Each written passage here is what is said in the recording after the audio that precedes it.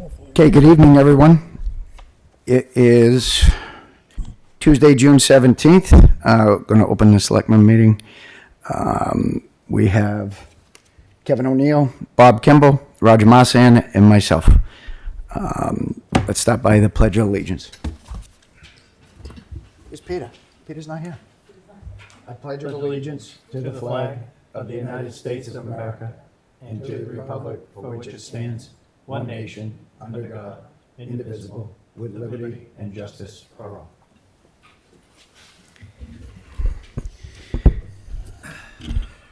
Okay, appointments, resignations, and retirements. First off, we have appointment of Jesse Anderson as a full-time civil service police sergeant to the Norton Police Department. Chief? Good evening. So with the retirement soon to be of Sergeant Eisner, it creates a opening for sergeant, and I respectfully request that you appoint Jesse Anderson. He's been with our department for about 7 years now. He's a member of the Honor Guard. He's a field training officer.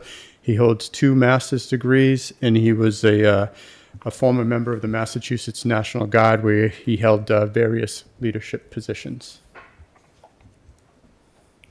His family's here tonight to cheer him on. Okay, wonderful. Jesse, you have anything to say? No, just thank you, Chief, for the opportunity, and thank you, gentlemen, for the opportunity tonight, and thanks to the family, and I brought my own shift. Okay. Anybody else?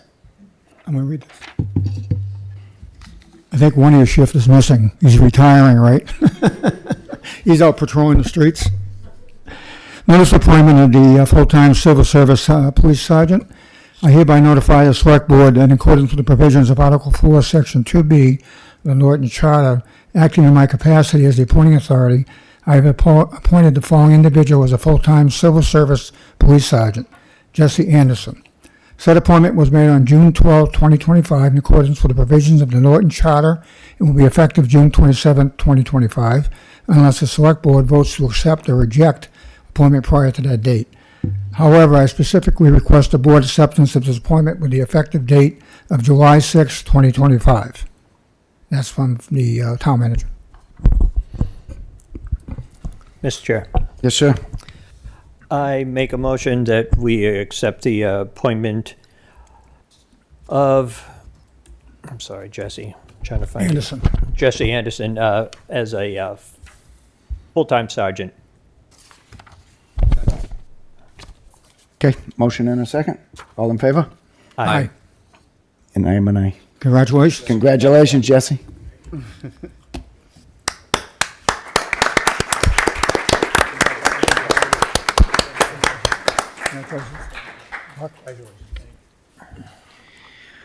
Okay, next, appointment of Kerry Craig Jr. as a full-time civil service police officer to the Norton Police Department. Good evening again. So as you know, we've had 2 openings from retirements that we had in the summer and early fall of last year. We went through a civil service process at the time, and through 160 names, we were unable to find a viable candidate. So civil service switched to a hybrid approach, and we signed an MOU with civil service to allow us to do a hybrid approach of hiring. And Kerry Craig came to us on this hybrid approach. He's been a police officer for about 7 years. He started going through the Hartford Police Academy, where he was a Hartford, Connecticut police officer. He then transferred to Central Falls, Rhode Island, where he currently serves as a detective and canine officer, where he's been for about 5 years. He has a bachelor's degree from Assumption College, a master's degree from Roger Williams University. He lives here in Norton. He's kind of, I've kind of said this before to him, he's kind of the unicorn that we've kind of been looking for. He has a lot of experience. He wants to get more involved in community policing with his family who lives in town, and he's passed all the prerequisites of medical, psychological, PAT, background check. So I think this is a great opportunity for us to bring in a lot of experience and it'll help better serve the community.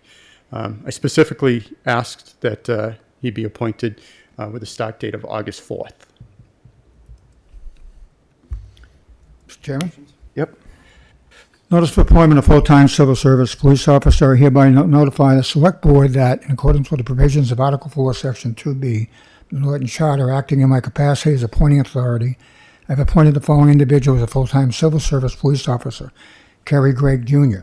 Said appointment was made on June 12, 2025, in accordance with the provisions of the Norton Charter, and will be effective June 27, 2025, unless the select board votes to accept or reject the appointment prior to that date. However, I specifically request the board's acceptance of this appointment with an effective date of August 4, 2025.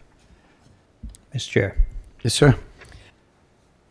I make a motion that we appoint Kerry Craig Jr. as a full-time civil service police officer to the police department effective August 4th, 2025. Second. Okay, motion in a second. All in favor? Aye. Aye. Congratulations. Congratulations.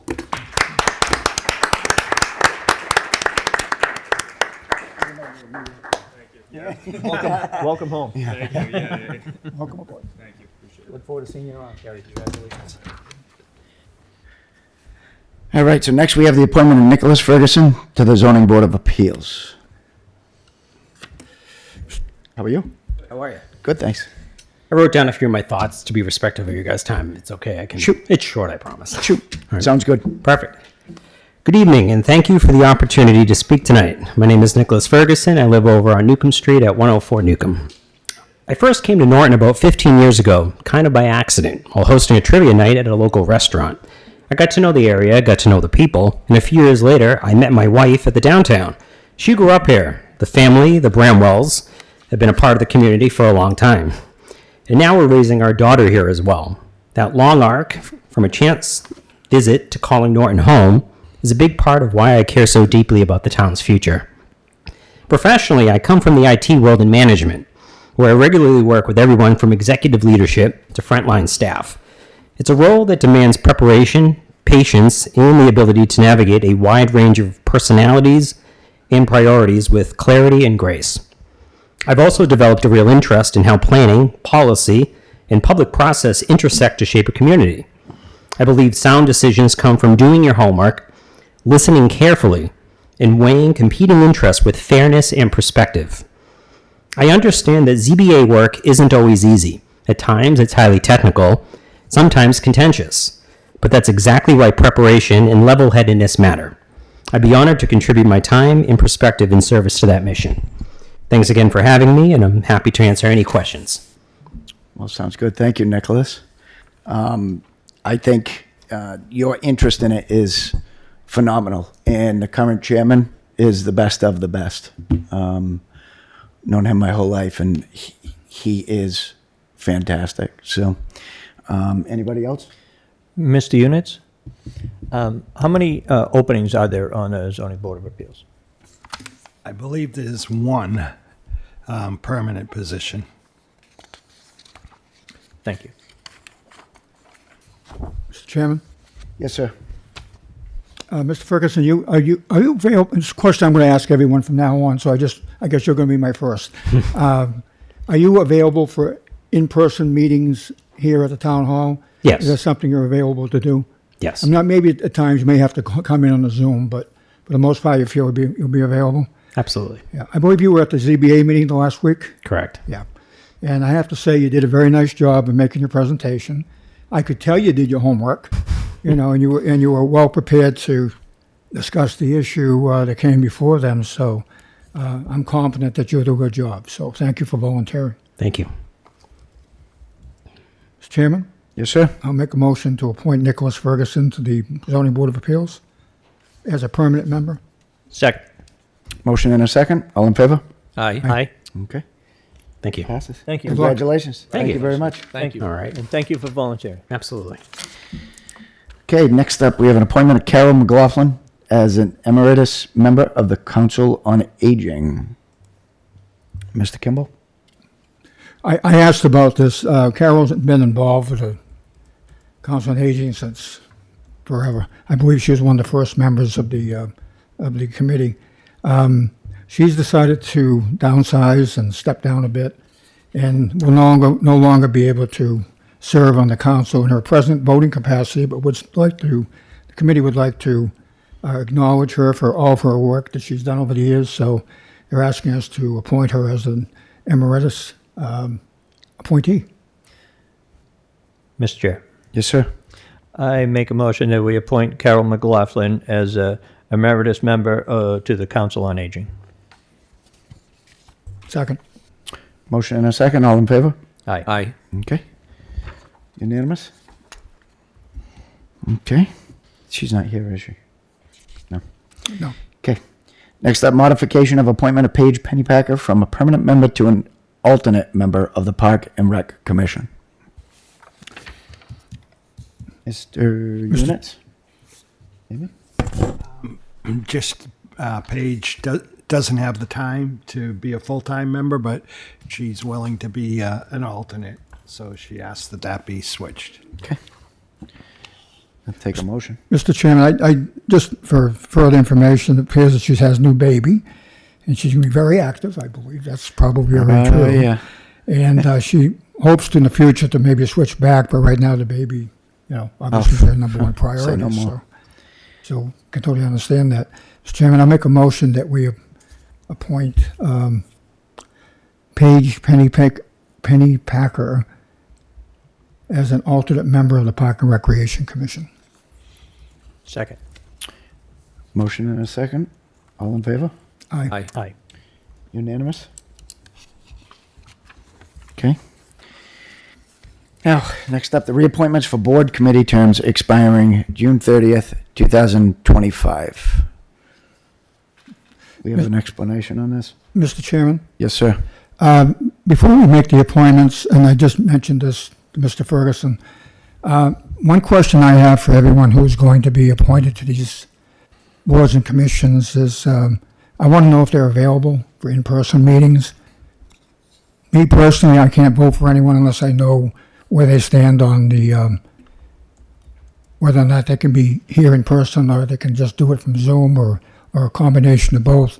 And I'd like to hold off maybe till our very next meeting. I know we have to do this before the end of the year, but I would like to find out from these folks if they're available for in-person meetings in the future. Any other comments? Kevin? I'm fine with that. I just have one. Are you meeting before the end of the year? We are going to plan to set something up, yeah, on the 30th. I don't know how, Mr. Chair, I don't know how we're going to solicit that information from all of these folks, but I can understand Mr. Kimball's request from a principal perspective. Okay. Mr. Chairman, I'm just asking maybe a phone call. Just ask him if you can. I mean, I'm going to guess that maybe you're not going to get 100%, but I sure would like to see some sort of idea of who how they stand on these meetings. Mike, is that something we can find out? Okay. We'll do that. We'll put that next agenda. Okay, the minutes, approved minutes for March 27th and March 27th executive. Everybody review. Any questions, comments? Mr. Chair, Yes, sir. I make a motion that we accept the minutes from our regular meeting of March 27th. You'll have to second that because they weren't on the board. Second. All in favor? Aye. Aye. Present. Present. Good, Jen? I just want to remind everyone that even if you weren't at a meeting, you can vote on the minutes. You could have seen the meeting and read over what's there. Right. As Attorney Goldberg had said before, you're relying on the your board that was there. So she said you can vote even if you aren't there. Just Okay. Mr. Chair, Yes, sir. I was at both of these meetings, and I'll vote to approve, given that we only have two members that we don't have a quorum that can vote tonight. So I'll be the third vote. I'll be the fourth. The thing is, this will be our last one anyway we have to deal with, so that's fine with me. So we take Just redo the Okay. The motion, Mr. Chairman, would be 4 in favor, 0 against. Mr. Chair, Yes, sir. I make a motion that we revote on accepting the minutes of March 27th. All in favor? Aye. Aye. Okay. Mr. Chair, Yes, sir? I make a motion that we accept the minutes of March 27th. Second. Second. Unanimous. Okay. License, Mr. Chairman, just real all in fast. favor? Yeah.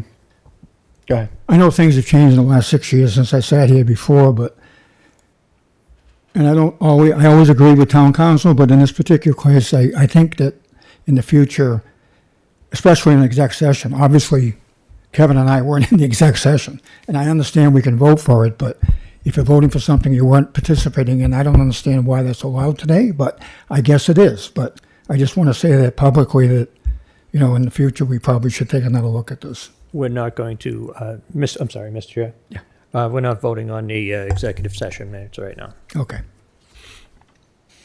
Okay. We did say that. License and permits.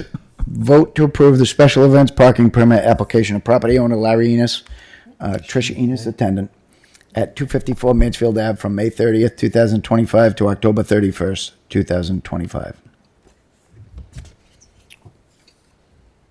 This is pretty standard, right? All the sign-offs, Mike? Yeah, and this has been a yearly parking area for the concerts, and they do a good job. They have the properties all fenced in, and they patrol it well. I know the property personally, and they do a good job, and there's no incidents that I know of, I'm aware of. And it's signed off by all the powers that be that have to sign off on it. Any comments? So I know that this is an annual thing, first time I've actually seen it, and I know it's gone through all of the approvals through the town, but my only question is, by approving this, do we assume any liability, any responsibility if anything were to happen on the property? No. Okay, They have to maintain their own. yeah, okay, great, thank you. Okay, take a motion. Mr. Chair, Yes, sir. I make a motion that we approve the special events permit, parking permit application for the property owner Larry Enos, Tricia Enos, attendant, at 254 Mansfield Ave from May 30th, 2025 to October 31st, 2025. Second. All in favor? Aye. Aye. Unanimous. Okay, next, vote to approve the change of manager application regarding Goat City Pub, Inc., located at 184 West Main Street, Norton, Mass. 02766. Yes, hi. Hi, everyone. Good evening. Nice to see you all again. My name's Brianne, owner of Goat City Pub. The reason for the change is we are expanding upon a brand that we are proud of, opening up a new Goat City location in West Bridgewater. So I ask that we make Bob Farnham our manager on record. He's been instrumental in getting this location off the ground. He's been our general manager since day one, so 3 years now, and he has been in that location when it was home plate for 6 years prior to Goat City in a managerial capacity. And to be quite honest, he made the transition so much easier on our end. I would trust the building and all the staff in it under his guidance immensely. And not to say that I will not be there anymore, but in order to get West Bridgewater off the ground in the fashion that we want to, I know that my time is going to be split. That being said, Norton is still my baby, and I just can't commit to the 40, 50 hours there myself while being in West Bridgewater, and Bob is already there 45 plus hours a week. So I ask that you approve this change, and we certainly appreciate your time. And Bob couldn't be here in person, and I do apologize for that, but he is via Zoom, if you have any questions for him directly. Mr. Chair? Thank you. Yep. I can say that the professionalism that Goat City has run their establishment with, and since they've been here in town, is really something to behold. And the way that they've actually become part of the community and how they give back to the community constantly. And I know Bob personally. I have met him and spoke with him several times, and I have no concerns whatsoever about him being named the manager of this location. Agreed. Anybody else? Mr. Chairman? Yep. So this will be your third? This will be my second Goat City Your Pub, second but Goat City. third restaurant. restaurant. Yes, So yes. congratulations. Thank you, I think. So, Yeah. same menu, same everything, or? Yeah, we took over ownership Wednesday of last week and have been running it as is. It's a restaurant called Grand Slam, and they have a very high, very good reputation within the community of West Bridgewater. And their chef, who was part owner, Benny, he's staying on with us, and he's phenomenal. So currently, he and our head chef in Norton are sort of putting together a brainchild menu hybrid. We want to keep the staples that really have put us kind of on the map in Norton, bring those over there while also honoring the things that the community of West Bridgewater really like. So we're working on a hybrid at the moment. But yes, they'll be very similar. Well, congratulations, and I'll echo Mr. Roger, Mr. Marsan. Your facility has been very generous to the community. I know every once in a while we have either the library or someone's in there, and you guys are kicking back 20% on special events, and you donate a lot of stuff behind the scenes that people aren't even aware of. Roger and I, maybe more so, we're involved with the veterans group, so we understand what you do there.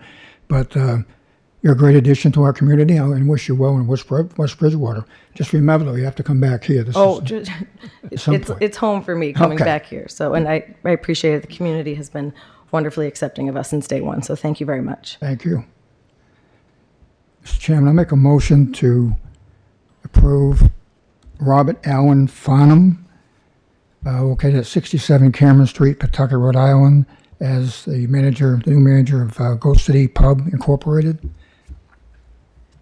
Second. All in favor? Aye. Aye. Aye. Unanimous. Congratulations. Thank you guys very much. Good luck. Appreciate Good luck it. with the Thank new you so one. much. Mr. Chairman, Yes, sir. can we do a roll call on that? Roll call. We have to? Do we?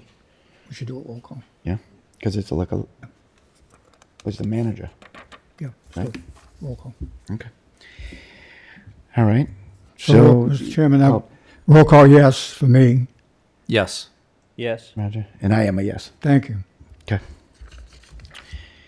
So announcements, Mr. Clerk. Oh, boy. I received a letter at home, so I figured I'd share it with everyone here also. Northeastern Savings Bank is closing their branch at 172 Mansfield Avenue in Norton. If you've been paying attention, they're restoring the bank in the center of town, and it appears they're going to not be opening this branch effective September 12th, 2025. It will be closing. They claim that 45% of their clients are now using the locations, and where the branch on West Main Street, 25 West Main, is only like 1.6 miles away. It just didn't seem to make good business sense to keep them both open. So just letting people know that that branch will be closing September 12th, 2025. Next week, I can't believe it's here already, the Norton's Veterans Council is going to be having their carnival June 26th from 6 to 10, 27th from 6 to 10, June 28th from 12 to after fireworks, and June 29th, which is Sunday, 12 to 6. Norton Park and Recreation Department will be having their Founders Day on Saturday, June 28th from 3 to 9 p.m., and that will be followed by the fireworks. This is going to be located at the Henry A. Yell School, 64 West Main Street, and we hope you all come out to join us on that event. We brought this up at the last meeting. The Norton Town website homepage now supports a new icon for See, Click, and Fix. It is located on the picture of the new town hall at the far right. Residents can now click the icon and go to the department that they would like to request services from. Please be advised that not all departments are on the services yet and are slowly rolling the app out. Smartphone users may also go to this app store and download the See, Click, and Fix app and use that way while they are on the go. Please be advised that this is not for emergencies or urgent matters. Please call 911 for that. Requests that will be tracked and residents will be upgraded on progress with their requests as well as when the work has been completed. And I think that's all I have, Mr. Chairman. Okay. Thank you. So new business, vote to approve Community Septic Management Loan Program borrowing from the Mass Clean Water Trust. Mr. Units. Okay, yep. The clerk has a long thing to read, by the way, on this one. So this is to borrow from the Clean Water Trust, $500,000 that's used for the septic loan program. This enables people that are have repairing their septic systems to get loans at 5% interest. This is not 500,000 all at once. It's a drawdown. Right now, we have one person that we have to finance, and 4 others that have put in applications. And it was $1 million. We've already used the first 500,000, and this is now the last of that. That was voted back in 2015, I believe. Yeah. Mr. Chairman, Yes, sir. Mr. Yunus, can this money, since 2015, can this money be used for residential connections to municipal sewage also, or is it just Title V? I'm not sure on that. I'll have to check with the Board of Health. But it is for Title It V? may be if it's a failed system, but I think it is. Okay. Mr. Chairman, looks like I have a lot of reading to do. The next page. From this page on, by the clerk. Where you move that the town shall issue, start there. If I can find it. It says, where it says vote of the select board, if you start down at number 1 and just say, I move that the town shall issue a bond. Okay. or bond. Okay, I got that. Mr. Chairman, I move that the town shall issue a bond or bonds in the aggregate principal amount not to exceed $500,000. The bonds in parentheses pursuant to Chapter 29C and 44 of the general laws, and a vote of the town passed on December 9, 2015, Article 2, which authorized a total borrowing of $1 million for Community Septic Management Loan Program, parentheses, the project. Number 2, the terms of the financing agreement or agreements between the town and the Massachusetts Clean Water Trust, parentheses, the trust, parentheses, the financing agreements, and the project regulators agreement or agreements between the town and Department of Environmental Protection of the Commonwealth of Massachusetts. The project regulatory agreements, each relating to the notes and bonds as hereby approved. That in anticipation of the issuance of the bond, the treasurer is authorized to issue an interim loan note or less from time to time in aggregate principal amount not to exceed $500,000. That each bond or note shall be issued in a single registered security and sold to the trust at a price determined pursuant to the financing agreement. That the treasurer be authorized to determine the date, the form, the maximum interest rate, and the principal maturities of each bond and note, and to execute a financing agreement with the trust with respect to sale of bonds and notes, such date, form, and maturities, and the specific interest rates or rates of the bonds and notes to be approved by a majority of the select board and the treasurer, and evidenced by their execution of the bonds or notes. 6, that any certificate or document related to each bond and note may be executed in several counterparts, each of which shall be regarded as an original, and all of which shall constitute one and the same document. Delivery of an executed counterpart of a signature page to a document by electronic mail as a PDF file or by other electronic transmission shall be as effective as delivery of a manually executed counterpart signature page to such document. And electronic signatures on any of the documents shall be deemed original signatures for the purpose of the documents, and all matters relating thereto having the same legal effect as original signatures. Number 7, that the action taken by the town in its officers and agents to carry out the project and its financing, including the execution of any loan commitment or agreement by the treasurer, are hereby ratified, approved, and confirmed. And number 8, that the treasurer and other appropriate town officials are hereby authorized to take any and all action necessary or convenient to carry out the provisions of this vote, including execution and delivery of the financing agreement and the project regulatory agreement related to the project. I further certify that the agenda for the meeting, which included the approval of the borrowing, a copy of which is attached hereto, was posted on the bulletin board of the town at least 48 hours before the meeting in accordance with General Law, Chapter 30A, subsection 18-25, as amended by the town charter. I further certify that the vote was adopted at a meeting open to the public, that no vote was taken by secret ballot, that notice stating the place, date, time, and agenda for the meeting was filed to the town clerk, and a copy thereof posted in a manner conspicuously visible to the public at all hours or on the municipal building that the office of the town clerk is located, or, if applicable, in accordance with the alternative method of notice prescribed or approved by the Attorney General as set forth in 940 CMR 29.03, subsection 2B, at least 48 hours, not including Saturdays, Sundays, and legal holidays, prior to the time of the meeting, and remain so posted at the time of the meeting that no deliberation or decisions in connection with the sale of the bond and notes were taken in executive session, and that the official record of the meeting was made available to the public, promptly remains available to the public, and all in accordance with General Law, Chapter 30A, subsection 18-25, as amended. I further certify that the vote has not been amended, supplemented, or revoked, and remains in effect on this date. Okay, number 2.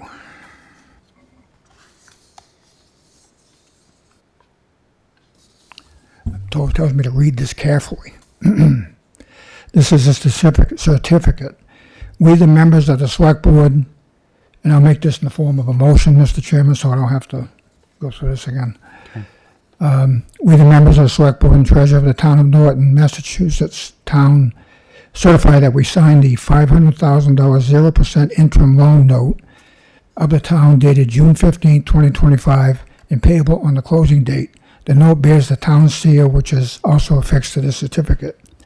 We further certify that financing agreement number CWT-05-23 with the Massachusetts Clean Water Trust dated May 7, 2025, provided for the interim loan evidenced by the note, and that the project regulatory agreement number CWT-05-23 with the Department of Environmental Protection dated May 1st, 2025, related to the project financed by the note had been signed up by a duly authorized official, and we hereby confirm these agreements, capitalized terms used in this certificate and not otherwise defined, shall have the same meaning given to those in the financial agreement in Chapter 29C of the general laws.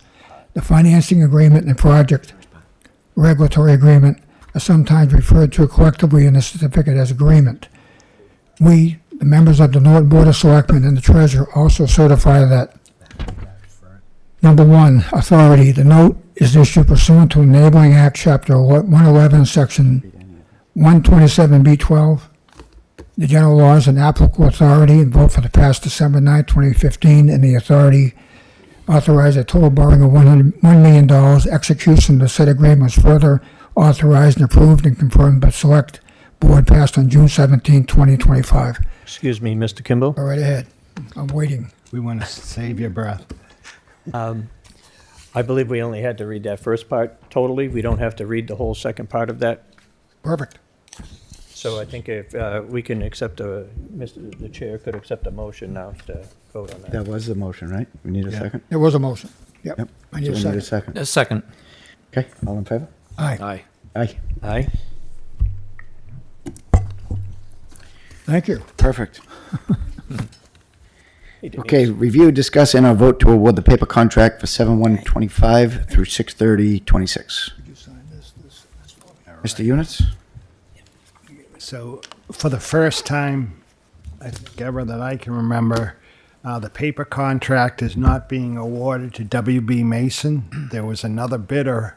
Usually it's just WB Mason. Yeah.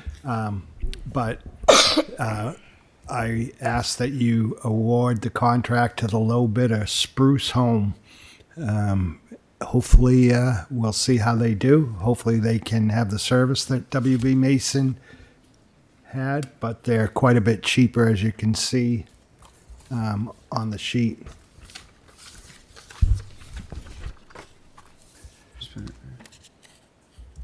Mr. Chairman, I make a motion, we approve the bid to Spruce Home for $36,059.84 for the award of the paper contract for Southeastern Regional Services Group. Do I have a second? Second. Mr. Chair? Yes, sir. Before we vote, Mike, what is the difference between the WB Mason that we've been using for years and this one? I couldn't see it on there, I'm sorry. If you look on the left side, you'll see the percentages. Oh, I get you, okay. So a lot of them have gone down. Some of them have gone down by 20%. There's a few that have gone up, but most of them have gone down. Thank you. Okay. Yep, motion and a second. All in favor? Aye. Aye. Aye. Aye. Okay, next one. Review and discuss and a vote and water office supply contract for 7/125 to 6/30. So for 26. office supply, WB Mason was the only bidder. And the largest discount is 53.6% off the price of office supplies and 28.6% off of ink and toner cartridges. That's 53.6 and 28.6% respectively less from last year? No, what they do is there's a standard catalog for office supplies. It's standard everywhere, and what they do is they're offering whatever's in that United Stationers supply catalog. They'll discount it by 53.6%, and for ink and toner 28.6%.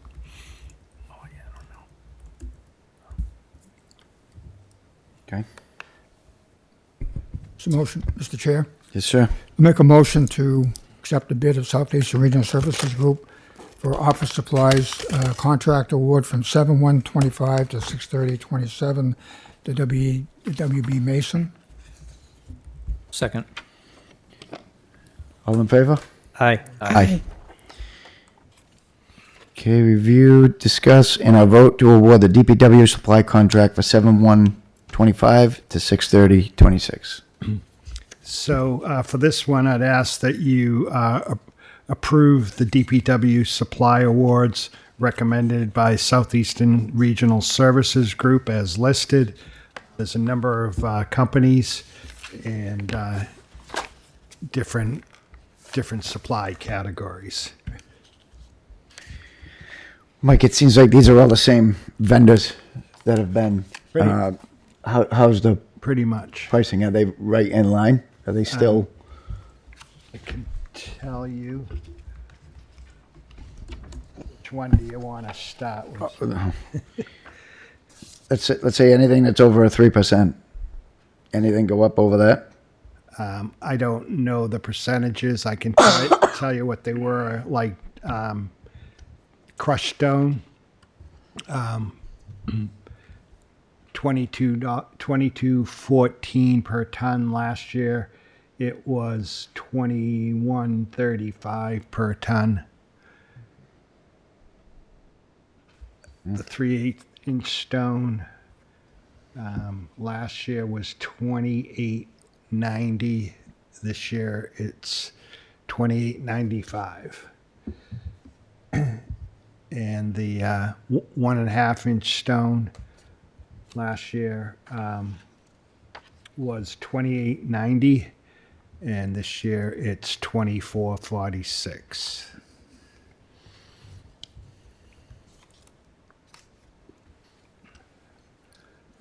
Mr. Chair? It's, Go ahead. yeah, go ahead.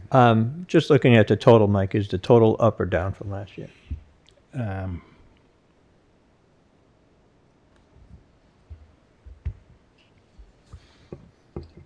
Which one? On all of them, the total contract. I don't know if they give a total. I think they give a total per category. Yeah.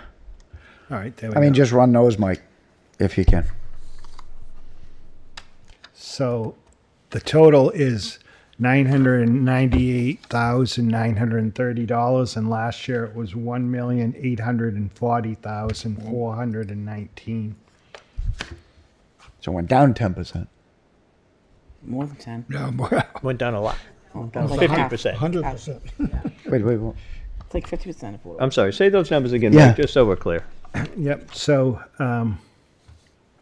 for the fuel, last year it was 1,840,419. This year it's 998.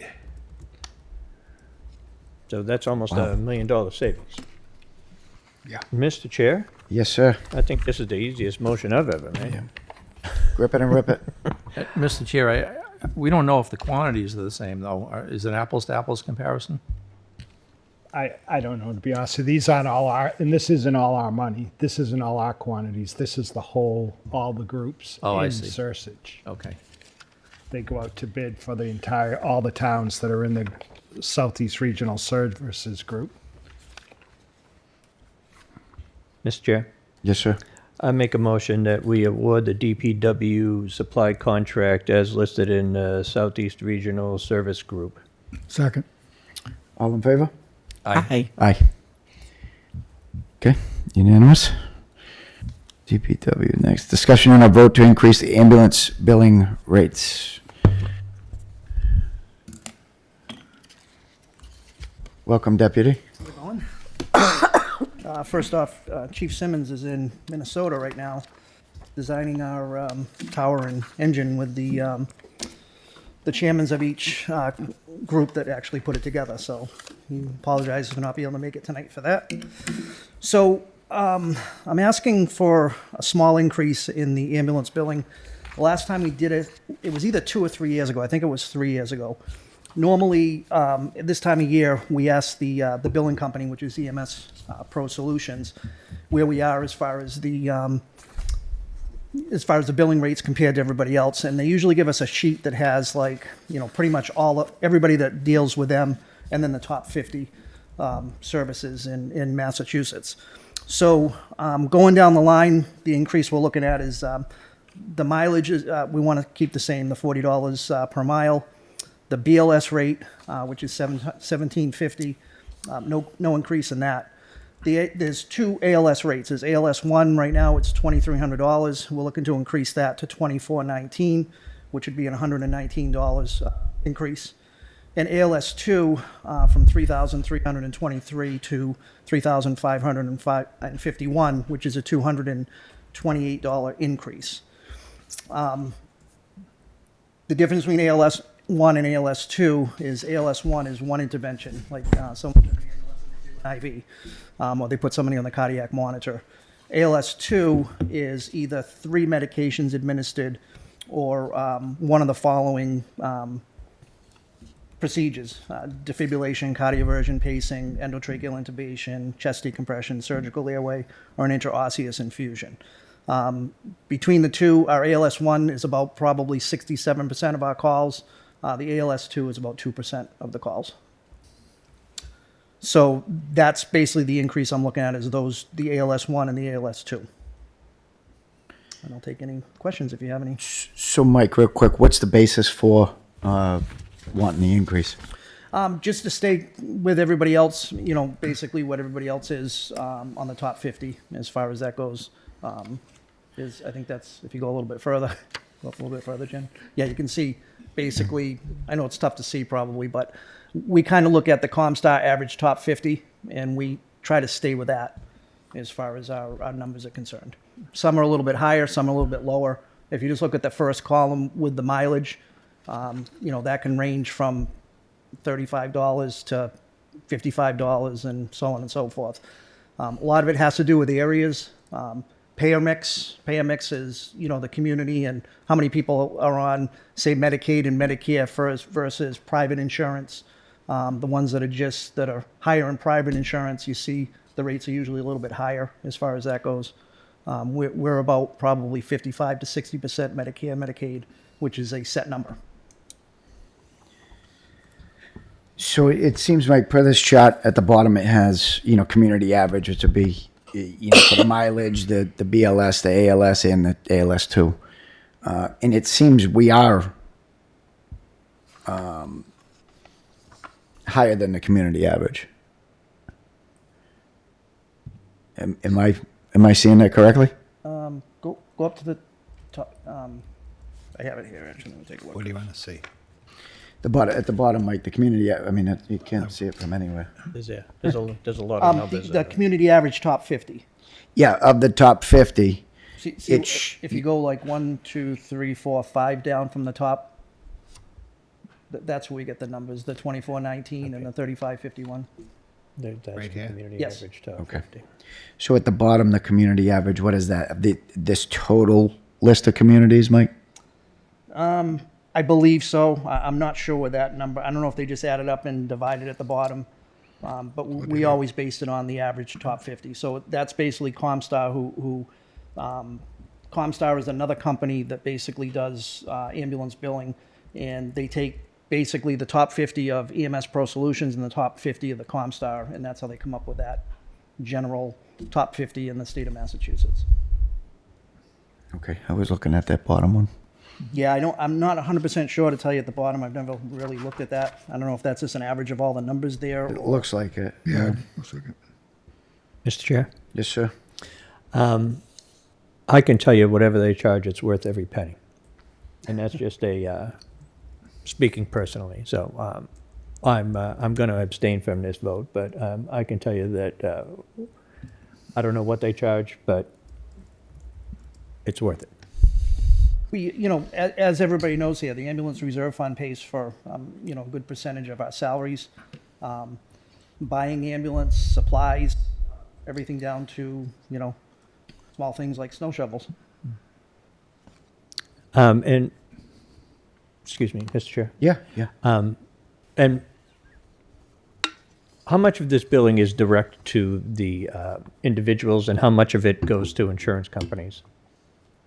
So it's kind of a loaded question. A lot of it has to do with the person's deductible, their copays. So let's say somebody has a $10,000 deductible and they see an ambulance January 2nd. They're going to get a bill for the entire amount. That's just how it works. Whether you have an ambulance, whether it's the hospital, what the billing company does is they try to wait until some of the other deductibles are paid through the hospital and stuff like that and try to do it last. That was one of the reasons why we chose this company, because that's one of the things they did.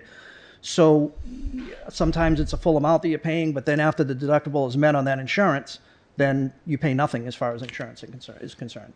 I can also tell you that, the rate for Medicare is about $434 per run. And again, that's about 55% of our calls. That doesn't cover the operating expenses. That's where the Medicare CPE grant comes in, where they try to offset that a little bit, that we try to get every year. And that's kind of how it works. Mr. Chairman, Also, just we're projecting this is going to be about $125,000 to about $175,000 increase in the yearly what it's taken in. Again, that's a projection. That's It's what I was hard gonna to ask. predict exactly what that is. Mr. Chairman. Yes, sir. And we have to keep in mind too that costs are going up, equipment costs, labor. So looking at something that we haven't looked at in a few years and updating is not a bad thing. And Mr. Marsan, you don't have to abstain because I used the service about 5 years ago. And I have to say that was taken, as much as I remember, I was taken very good care of, and I appreciate everything the guys did for me that night. But I believe we all hopefully don't have the opportunity to use your services. But when we do, I hope they're treated as well as I was. The guys did a great job. Thank you. Appreciate that. So with that being said, Mike, this just brings the ALS1 and ALS2 back, bumps it up to what the 50 community average is. That's what we stay with all the time. The reason why we haven't gone up in 3 years is because those haven't gone up. So that's why we just kind of base it on that. And, if next year they bump up a little bit, sometimes if it's only a little bit, we'll wait a couple years. Yeah. But, I don't really see anything for another, on average, it's about every 3 years that we're looking for something to increase. Fair enough. Mr. Chair, Yes, sir. so what percentage of the calls, Mike, are straight BLS? Right now, we're about 70% is ALS and about 30% is BLS. But we have all paramedics. So one of the things that they did a few years back is, if you notice all the little things on the side, oxygen, airway, mask, they used to get charged for separate things. And what they said was, well, you can charge for separate things, but why not bundle it? Because you always have a paramedic there, and there's expenses like the cardiac monitor and the medications and stuff like that on every call. So our percentage BLS versus ALS is a little bit higher on the ALS side, just because we have a paramedic on every call. And they're going to tend to treat a person a little more aggressively than, say, a service that does 200,000 calls a year, that just, runs BLS and ALS. They're probably going to be, the numbers are going to be about 50-50. But with us, because you're going to get a paramedic, probably 99% of the time, they're going to treat you as aggressive as possible, which isn't a bad thing. That's a good thing if you can do it. Mr. Chair, so on the chart, I don't have any concerns with utilizing the ComStar average top 50 for the ALS1 and ALS2. My observation is that the BLS is quite a bit lower than what we currently charge. It's about, we charge about 12% higher than the top 50 BLS rate. So I just wanted to point that out for the board, so that they know. In a perfect world, logic and reasonable alignments with that metric, if you would, I would ask the question, why don't we lower the BLS rate to match that same top 50 rate, so that we're consistent for all three rates, including the mileage. I'm not going to ask that the mileage be, well, we could drop the mileage from 40 to 38 as well and be consistent across the board, but I just want to point that out to the board. And I think the net would still be an increase if we reduce that rate, and that it contributes to 30% of the charges, and the other 70% we're increasing. I think it'll be a net still be an increase for the ambulance fund. But I just wanted to point that out to the board. Can I explain why we went up to that? Yes. Basically, again, because you have paramedics on every call, and it's unlikely that you're going to have just a BLS call. A BLS call is, not to downplay it, but a BLS call is somebody just driving you to the hospital and talking to you and not doing any care at all. That's not what you're going to get with us. Very good. Thank you, Mr. Chair. Does that represent about 30% of the calls, really the basic transportation? Yes. Yep. Yeah. But also bear in mind that 60% of our calls are $435 total. I just feel that those folks that just need a basic transportation, it would be nice to give them a little bit of a break to align to the top 50 average. But it's up. I'm not going to push it. It's up to the board. I just wanted to point that out, that observation. Thank you, Kevin. Sure. Any other comments?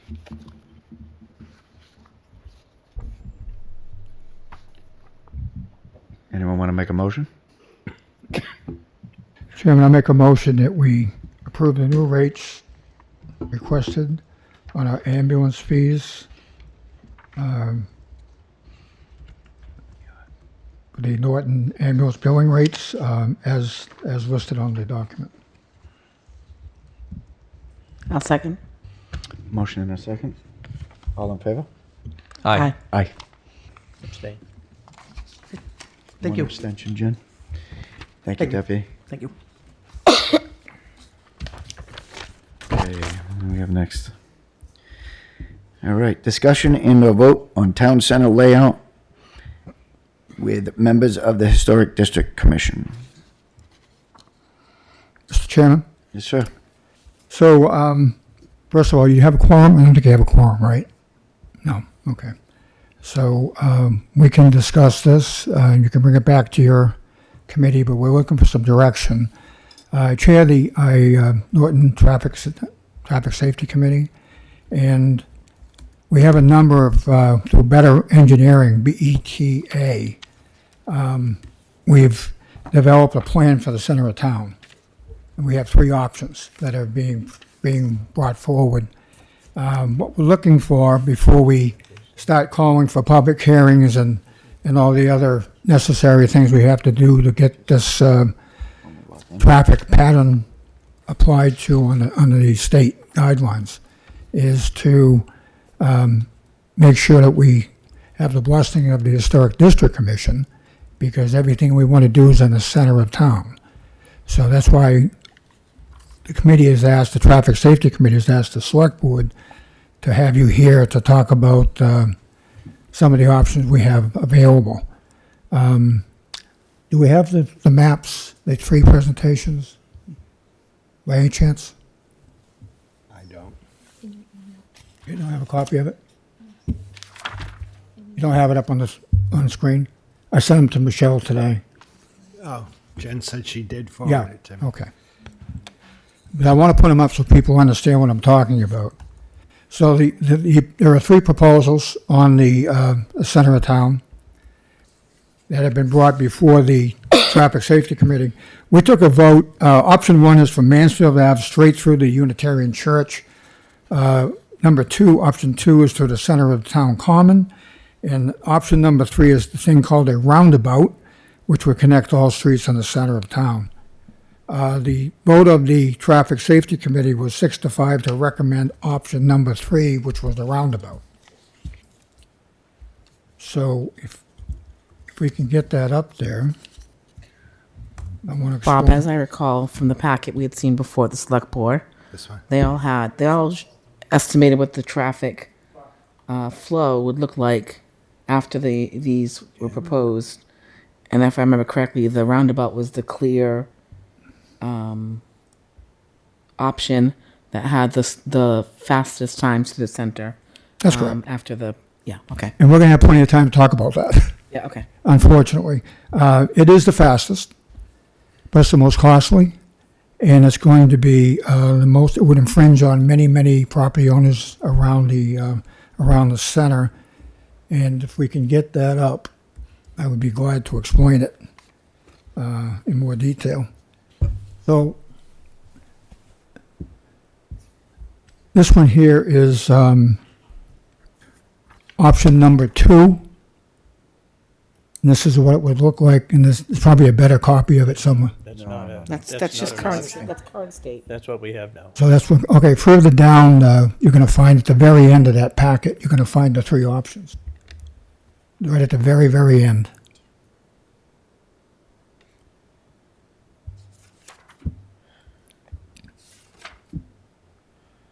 Keep in mind, we have to have a public hearing on this also.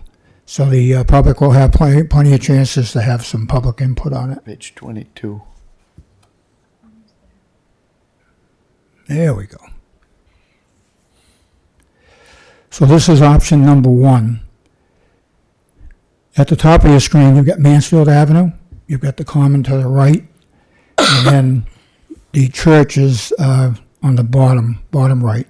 So what this does is it allows the traffic to square off in the center. The existing 140 will be removed, and the parking for the church will be moved to the other side of the building. It's going to involve some land taking. There are some other things we have to look at, as Denise indicated. You know, we have to look at the traffic studies and all that stuff. But that's all information we have to work on still.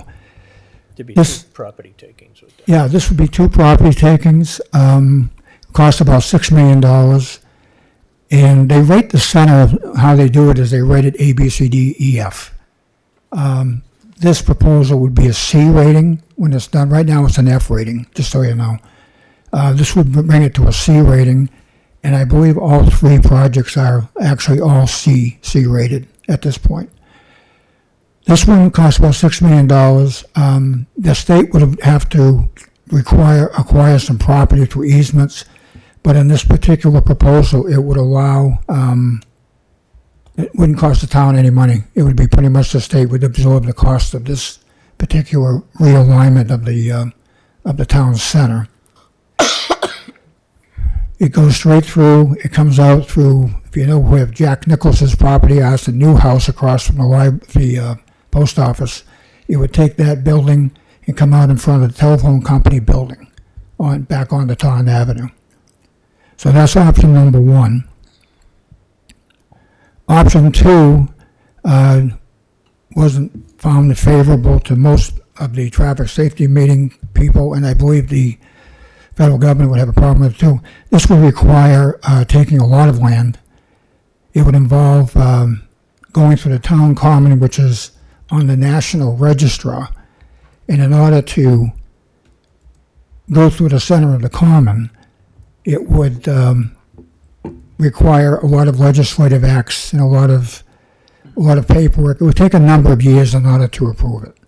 And it was something the committee pretty much felt that the town shouldn't get involved in that kind of a battle at this time. So that would go through the center of town just to next to the gazebo, between the gazebo and the war monument. So it would take out that whole section and the whole center of town would have to be repurposed and redesigned for future use. We can look at number three. Number three is the roundabout. So what happens there is we have to take, Library Square goes away. The properties along Library Square, there are 3 parking lots, driveways right now. They would have to be removed and replaced somewhere else. Coming up toward the old library, Mr. Pernock's property has one entrance there now that would be blocked off. Dr. Fay's house next door has 2 outlets. The one heading toward the center of town would have to be blocked off. Coming back down around to the other side, where the old bank site is, that would have to be redesigned. And as far as the egress into the property, and a large chunk of the campus, the front campus of the Wheaton College, where the signage now would have to be acquired through eminent domain, and the small parking lot behind the present post office, that entranceway would have to be removed and have to be redirected somewhere else. This will have a major impact on a number of different properties around the project. It is still rated C, even though it is faster. I think you'll find that public safety would prefer it because you can get through there faster with emergency equipment. It would involve a number of crosswalks, and it would kind of isolate the town common for the most part, but it would probably increase the size of it by the time it was done. And so that's option number 3.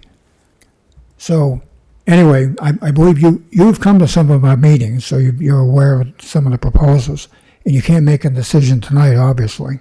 But I would ask you to go back and take a look at the 3 options and give us your concerns about all 3 and what you think we should do. I don't want to go to a public meeting or hearing and continue with the process. It's going to take about 5 years in order to do the process. So I'd rather do the structural way of going through the district first, then we'll do the public hearing, then we'll take it to town meeting, and then we'll progress from there. So there's a lot of steps that still have to be taken. We spent a lot of time on it on the traffic safety committee, but I think it's going to be up to you guys to decide which of the 3 options you think we should pursue. Does a quorum have to be present?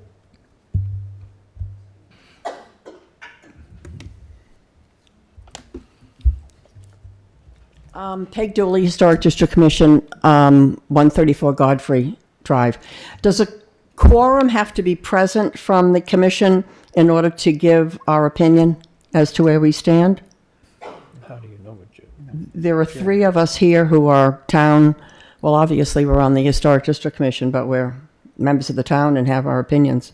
Yeah, I mean, we're looking for a vote from your commission to make the final decision, but if you want to express your own personal opinion, something I've tried not to do with this so far. No, I think that's understand, allowed. but do you need a quorum here to express our vote? Yes. In person? He can't vote without a quorum. It has to be a posted meeting, public meeting, and you have to take the vote. You have how many members? 6. 6. It's supposed to be 7, I think. You have to have 4 members present in order to take that vote. Right. So the answer is you can express your own personal opinion, but you can't. No, I The understand. 3 of you can't take a vote right now and come back to us. So what you'd have to do at this point is post a meeting, have a conversation, discuss it. And I believe one of you might have even mentioned option number 4. And option number 4 is just leave it the way it is. So there are a number of different options out there. But your committee has to. You can talk about your own personal opinion, but you can't take a vote tonight. Okay, thank you. Mr. Chair? Yes, sir. So, Mr. Kimball, how many members are there on this? Now, I think you added a couple. We have 11 now. No, we have 13 now. 13. And this vote was taken back in February. If I could just offer a suggestion that after the Historic District Commission presents or provides their opinions to the Traffic Safety Committee, that the Traffic Safety Committee take a revote with the 13 members, but not just a straight revote that resulted in a 6-5, recommend option 3, but rather a ranked choice voting where, and you have a 4th option where the 4th option is do nothing, so that your first vote will get 3 points, your second vote 2 points, and then et cetera, and then total up all of the ranked choice voting. Because I think it'll differentiate everybody's opinion and show a wider margin, whatever the recommended number 1 option is. But do that after the Historic Commission meets with you. Thank you. We will do that. And again, we have to have a public hearing ourselves. So I'll try to get that done before the public hearing. Great, thank you. Thank you. Any others? Any other discussion? The chair, do you have any questions? I know there's 3 of you here, but no?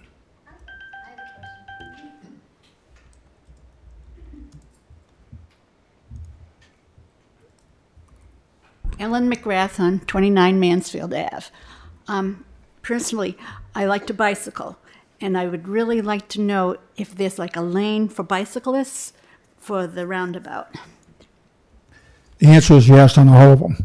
They have to have it under the new Mass Highway guidelines. The bike paths are going to be required, and you can't see it on this plan, but we have a bigger plan that shows them. It actually shows them on there. It shows the crosswalks. It shows the bike routes. Some of them you'd probably consider kind of scary where they put them, but yes, they do have bike lanes. They have to do it today, along with sidewalks. Any further discussion on that?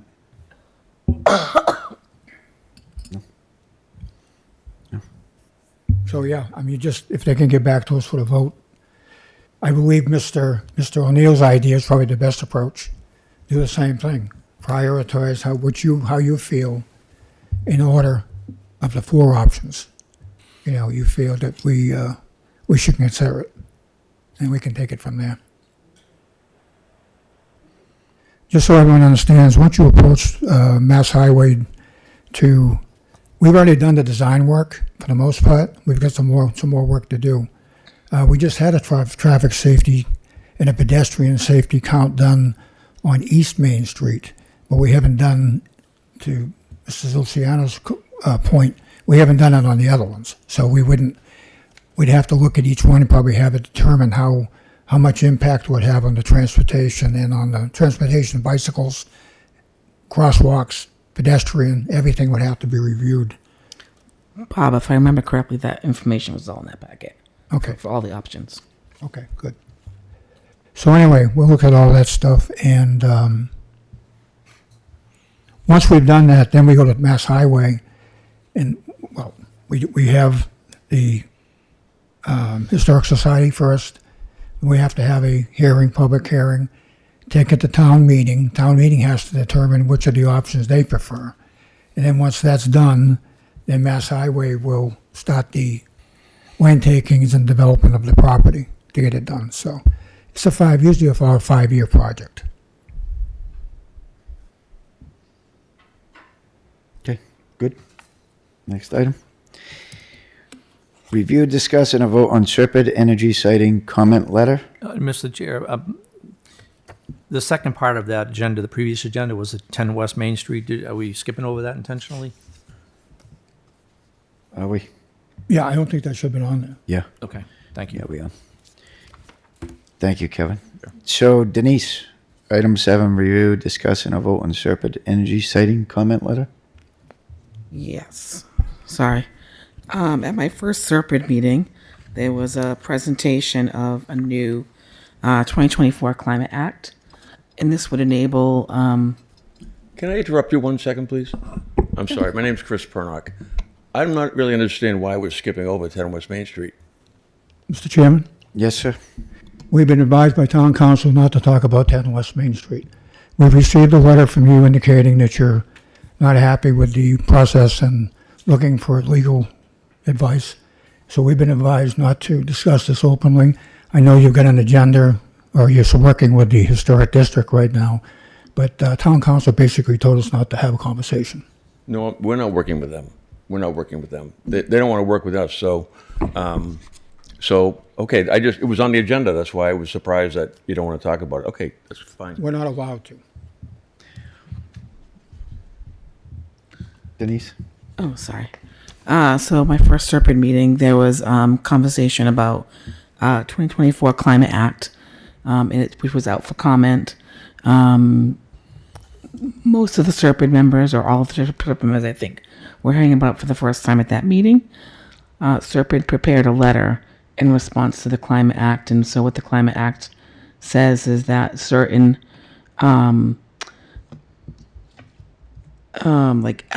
projects for like windmills and I believe solar farms would be approved at the state level and not at the town level. And so it basically would surpass the town's authority on those particular projects. And so Serpent prepared a letter in response to the proposed Climate Act. The window of comment has already closed. However, they did encourage the towns, if they wanted to propose their own letter in response to the Climate Act, they could also do that as well, just furthering the support for some of the changes that were being requested by Serpent. And some of the other towns expressed, obviously, concerns around their processes and oversight being usurped in these particular instances. So my suggestion was just to sort of mimic the Serpent letter and perhaps make any changes that we thought we wanted to make specifically as it pertained to Norton. Okay. Mr. Chairman, can I ask a question? Yep. Mr. Luciano, so if I wanted to build a solar farm in Norton, if I wanted to come in and design a solar farm and set it up, at this point, what you're saying is the state's trying to take control of that now, that they would work with the developer? So I won't profess to be the expert in this. I think it was only for developers, not for like individual Bob Kimball, but for developers, for Right. developments, they can do that. Yes. Yeah, if I was going to be a developer and I wanted to develop the 30 acres across the street, Correct. they would normally come to the town in the past. They've always come to us first. They will not be doing that now. So we can't work out a pilot program, payment in lieu of taxes and all that stuff. That wouldn't be allowed. So the state would basically permit the whole process and we'd be left out of it. That was my understanding. Correct. Yes. That's not a good thing. Yeah, I myself, I'd like to think about that and read a little bit more into it as it Okay. develops. Mr. Yeah. Chair, Yes, sir. Ms. Luciana, thank you for going to that meeting to begin with. I'm sure that was thrilling.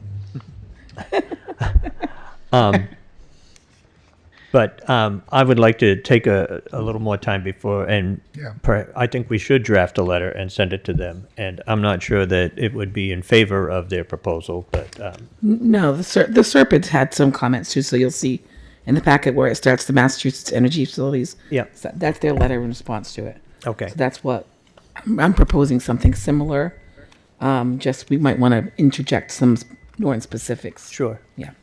Okay. Okay. So, any other discussion on that? No? Okay. So moving on, vote to declare the list of property submitted by the Norton Police Department as abandoned and surplus. Mr. Chair, Yes, sir. I make a motion that we declare the list of property submitted by the Norton Police Department as abandoned and surplus. Second. All in favor? Aye. Aye. Okay. Next, review, discuss, and a vote to accept the grant for the rectangular rapid flashing beacon RRFB and the installation of the RRFB. Mr. Chairman, Yes, sir. so the Traffic Safety Committee applied for 3 grants for this RRFB, which is a rectangular rapid flashing beacon. You'll see a number of those in front of Wheaton College. We applied for 3. Unfortunately, we had to do it at the last minute. We weren't aware that the grants were out there, so we submitted what we had in 3 locations where one was in front of the LG Nurse School. Unfortunately, it doesn't qualify because it doesn't have sidewalks. It has to have sidewalks on both sides of the street for the RRFB to connect to. So we don't have that in front of the LG. The Salmony School we applied for. We didn't really have enough traffic information for it to begin with, but we were also advised that it is a state road and the state is in control of it. So we weren't really eligible for that one. The third request was for East Main Street. We knew we had all this new development in the area. I was kind of surprised when I looked the other day, there's no crosswalks anywhere at this end, but there is one down in front of the library. And under the guidelines of this, we have 90 days to react to this. Mr. Eunice has already responded to it, but we have 90 days to install it, which the Highway Department has been doing a great job of doing for the past few years. They've done quite a few of them. The only location we can put it over here is in front of the library, which is fine. That has been designed properly for this new program. So it doesn't cost the town anything. So it's going to be a free, other than the labor of the Highway Department. But we don't have to pay for all the equipment and technology that goes with it. So, Mr. Eunice, are you looking for a vote? Yes, I would vote to accept the grant. Mr. Chairman, I make a motion. I'm sorry. Maybe I should ask any questions. Any questions? No? Okay. I actually do have one. So do we have to incur any hourly labor costs from the highway department for them to do their piece of the project? Yeah, they're gonna do it for us. They just did 2 in front of Wheaton College down by Pine Street. They assisted with that installation. It took them about a day. Oh, okay. You know, and it comes all prefab. There's a huge concrete block that they put into the ground. Gotcha. And everything's attached to it. They are solar powered, so there's no electrical components to it. Gotcha. Very So good. it's a relatively simple procedure to put it together. So, Thank you. Okay. Mr. Chairman, I make a motion that we support the grant for the rectangular rapid flashing beacon to be located in front of the Norton Public Library. Second. All in favor? Aye. Aye.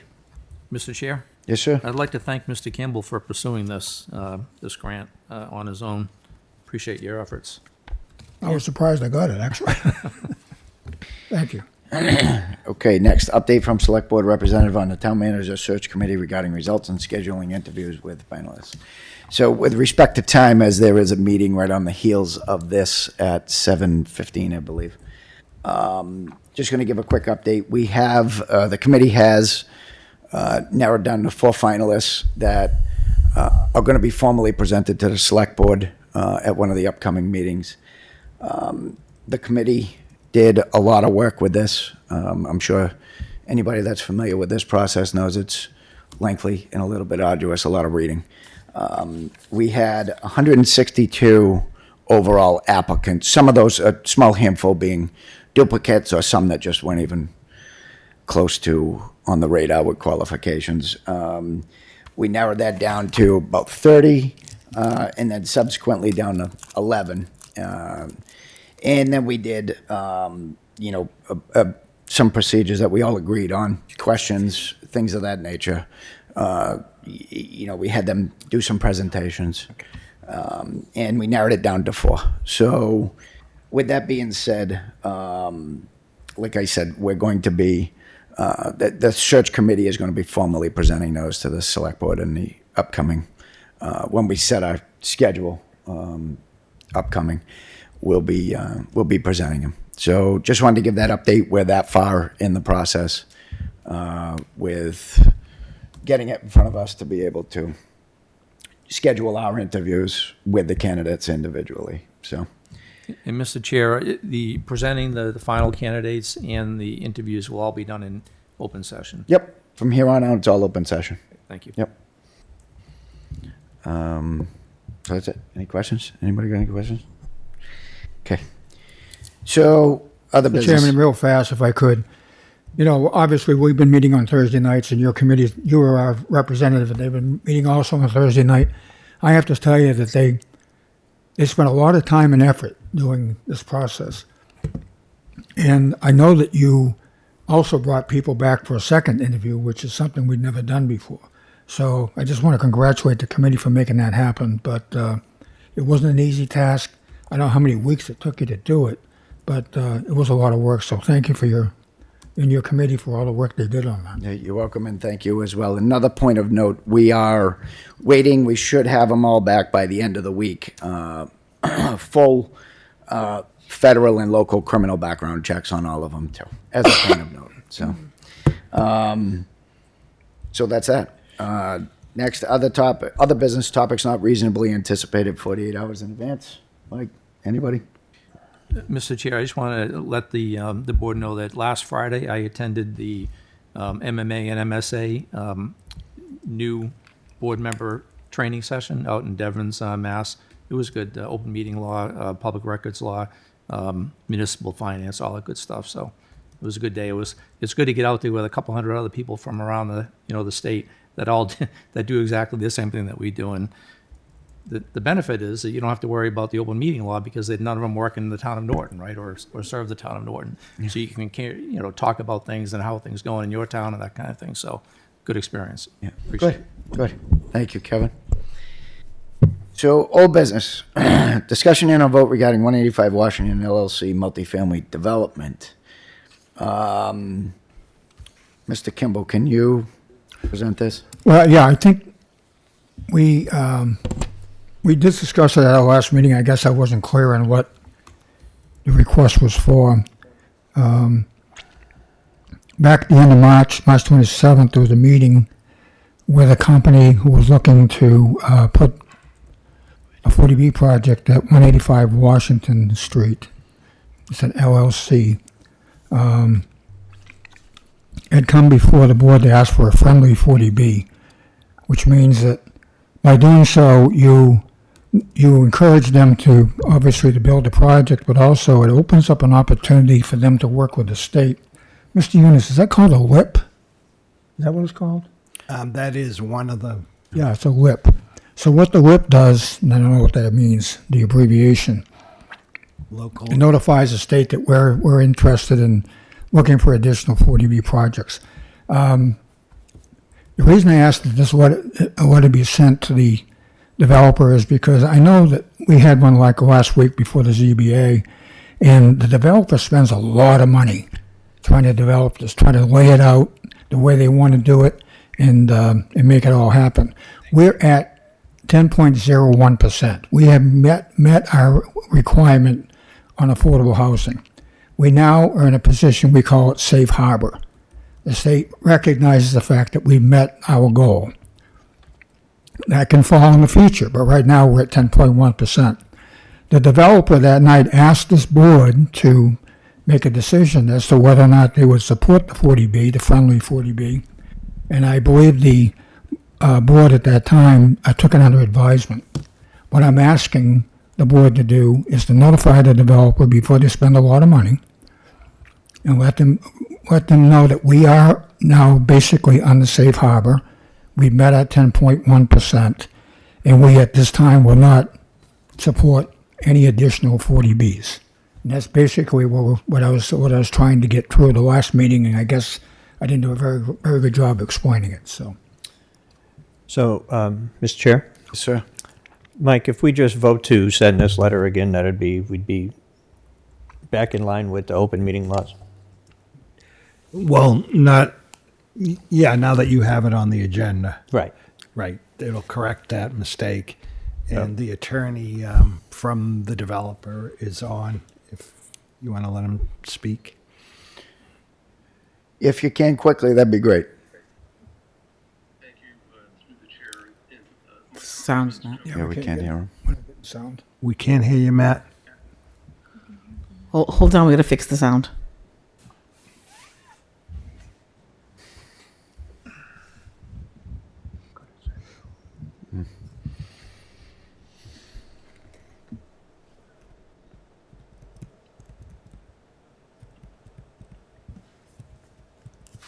Try again. Okay, can you hear me? Yes.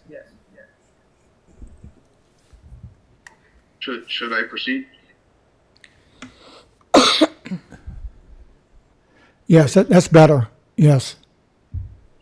Okay. Thank you, gentlemen. For the record, I'm Matthew Watsky. I'm here on behalf of 185 North Washington Street, LLC. And first, my compliments to the board for how quickly and briskly you went through 19 other items this evening. I'll be very brief. At the meeting that we presented to you, we arrived there at the Board of Selectmen after we had met multiple times with your department heads and got the expert input from your staff. And I would urge that before the board votes a recommendation here, that you, if you have not already, that you seek the input from your very qualified staff and get their input and their recommendations and have the benefit of their insight before you take a position. And so if you haven't yet gotten those recommendations, I'd suggest that you just table this to another meeting. I will note the following, though, that under the safe harbor inventory, as the member just commented, you are actually at 10.02%, and yes, that is over 10%. Really simple math, looking at that inventory, with an addition of only 15 housing units to the market rate at that time, you would have gone over the number, so you'd be less than 10%. Only this year, you already have, I believe it's either 10 or 12 new building permits that have been issued for new single-family houses. So it's only a matter of months before you're officially under the 10%. This project gives you, I think, a unique opportunity to have the affordable housing provided in a part of the town where it's overlooking Route 495. It really won't be bothering neighborhoods, unlike the application that the zoning board voted on just on June 10th. And so I think it's an opportunity for the town to control its future going forward, rather than risk having someone show up the moment after you get below 10%, which is going to be happening very soon, and jam one down your throat someplace where you don't want it. So I appreciate your taking the opportunity to let me speak briefly, and again, I'd urge that you seek the input from your department chairs. Thank you. Mr. Chair. Yes, sir. Yeah, and thank you very much, Mr. Watsky, for your comments. I can appreciate the developer and what they want to get done. I will say to you that this board and this board only will decide whether or not we have any additional affordable housing in Norton. And I appreciate the input from our department heads, but for the most part, they don't live in town, and we do. I will also tell you that I understand your concern about the percentage changing, but we have 2 additional 40Bs that have just recently been approved in town that are going to increase our base well over 10% by the time they're completed. And as you probably know better than we do, they don't count until they put a shovel in the ground. They start working on them. So we have 2 that have already been approved recently that are going to be developed. In addition to that, we have 2 others that have been sitting on the books for the past few years that have not been developed yet. So we have quite a few. If they were all built today, we'd be well over 11%, maybe even encroaching 12%. So I respect the fact, and the reason I asked this board, I was not on the board when that presentation was made. I did speak at the meeting. The reason I'm asking for it is for the past 25, 30 years, we've been discussing 40Bs in Norton, and continuously been told that, well, you're not at 10% yet. Well, you're not at 10% yet. Well, we're there now. And my other concern is that most communities in this area have not reached their 10% goal, but we continue to get inundated with these requests. The last time I checked, 57 communities out of 351 cities and towns are in compliance. In Norton, it may be by a close margin, but we are in compliance, and we are in safe harbor. So I'm encouraging the board to send this letter before the developer goes any further, with the possibility of the additional possibility of 40B, a friendly 40B, and to exercise our concern about the fact that we have reached our goal and we are at safe harbor. Obviously, the developer's going to build something down there. I just don't think another 40B is in our best interest. So, Attorney Watsky, thank you very much for your comments and your time, and we'll take that under advisement. At this time, I'd like to ask for a motion. Mr. Chairman, make a motion that we send a letter to the developer. I don't know what the name of it is. I see 185 Washington LLC. Thanking them for their opportunity to request a 40B, but at this time, based on the fact that we're at 10.01%, that we would not look favorably upon supporting the friendly 40B. Second. All in favor? Aye. Aye. Not in favor? Aye. And I am an aye. Jen?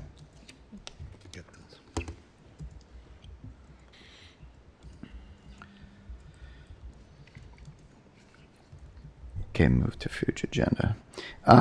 Discussion on the remote participation policy.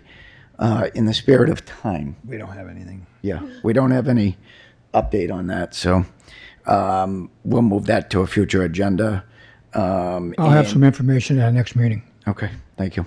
And discussion on temporary signage policy and flag policy. Same, we just got some correspondence today. So let's take that up at a future meeting as well. Town managers report. Just want to give you a quick update on the shared use path. Hopefully it'll be completed within a week or two. If you go out there now, you can see they've been adding some landscaping. Still need to replace the traffic signal that was knocked down on North Washington Street. But it does look good, and I know a lot of people have been using it already, even though it's not ours. And looking forward to completion by the end of the month.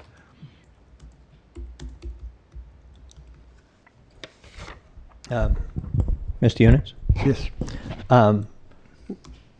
Is there going to be some official takeover for us, There will be, yep. a ribbon cutting or some sort of thing? Right, there will be.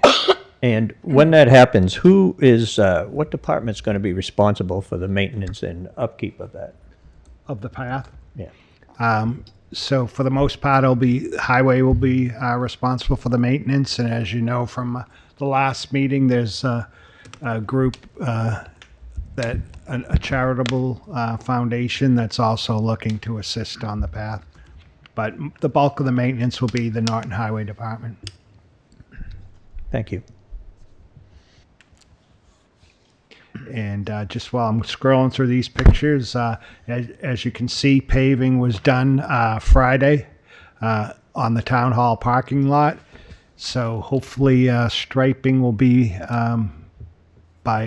before the end of next week.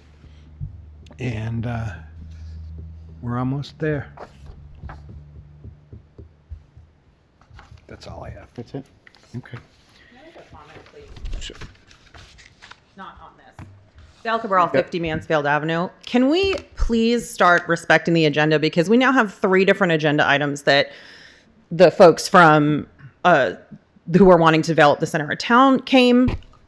I think this is the second meeting in a row that I have come expecting 2 or 3 different agenda items that I was actually interested in commenting on, that I left work early to be here for because of the time of the meeting, that now we have said day of, during the meeting, not even day of, I would have not come potentially.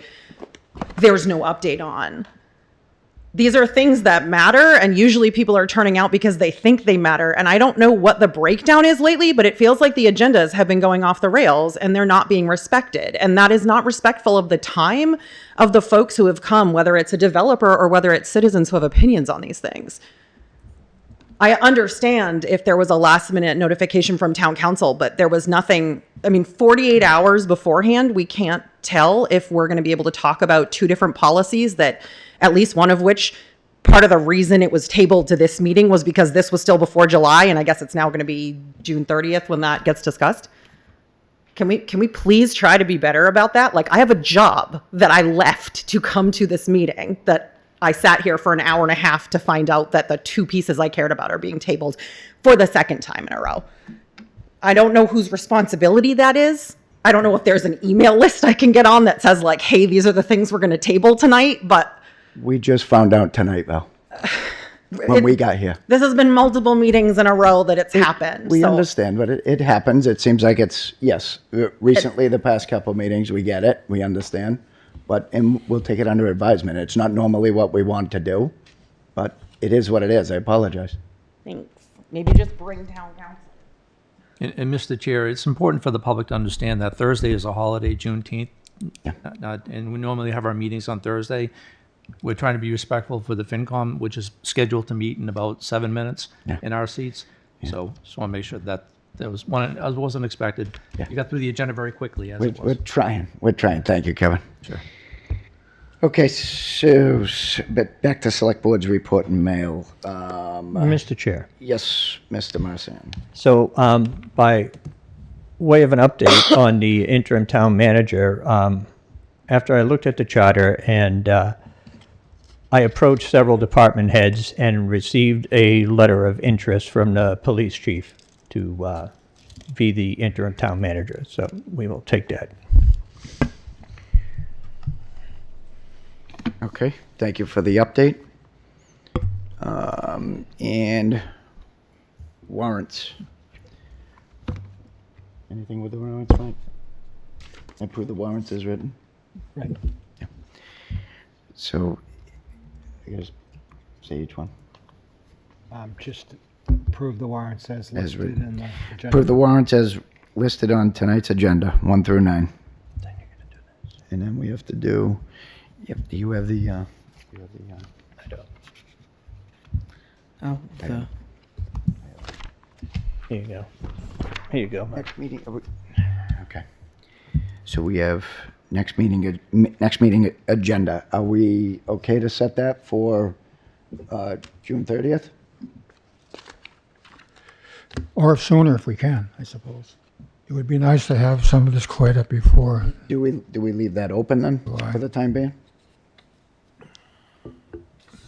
Mr. Chair? Yes, sir. I would suggest that we try to have one as soon as we can. I'm not sure how soon we can have one, but maybe that's some discussion that you can have with the town manager. Okay. Okay, we can do that. So, through your chair. yep. I'm assuming that town council will be at the next one, because that was, I thought, what we had discussed last time, that we'd have town council available for discussion on those policies. On the policy issues? Yeah. Mike, does that Okay. sound familiar? Yeah. Yeah. So maybe we can check their availability and then. Okay. Okay. So, Mr. Chair, we don't need to vote on the warrants tonight? He just did. Oh, you did? Oh, you get the you can ladder. Somewhere, laterally do Mr. Chairman, I'd like a copy of that if I could from the town manager. I guess the policy changed a while back. I'm not quite clear about what this new policy is about, but It's not a new policy. It's been since they passed the Municipal Modernization Act. And when you were on the board previously, you did it the way that Alec is doing it now. You'd sign them and report them at the meeting. Nothing's changed. it did change. We used to vote on them. We would vote each one individually and authorize the chair to sign I mean, off on it. I'll get you the act. Yeah, I'd like to see it. Yep. That's all. Okay. So, take a motion to adjourn? Make a motion to adjourn. Mr. Chair, Yes, sir. I think you need to read that. The about declaration. executive Okay, executive session. I declare under General Laws, Chapter 38, Section 21A2, that the purpose of the executive session will be to discuss strategy with respect to negotiations with non-union personnel, i.e. interim town manager, because a discussion of the strategy in open session would compromise the purpose of the executive session, and with the board not to return to open session at the conclusion of the executive session. Mr. Chair, I might make a motion to move the board go into executive session under General Laws, Chapter 38, Section 21A2, for the purposes and the reason declared by the chair, and with the board not to return an open session thereafter. I'll second. Okay. Motion and a second. Kevin? Yes. Denise? Yes. Bob? Yes. Roger? Yes? And I am a yes.